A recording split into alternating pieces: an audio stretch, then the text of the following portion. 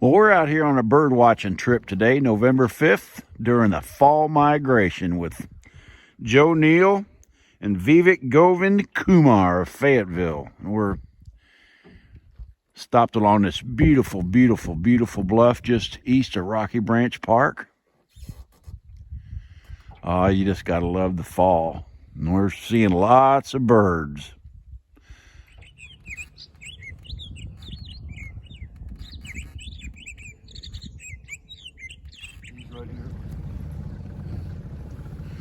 Don't you love the way the light plays off of that bluff? It's like a show. This is Red Bluff, one of the prettiest bluffs on the lake. There's a lot of cliff swallow nests on. I'll try to show you some.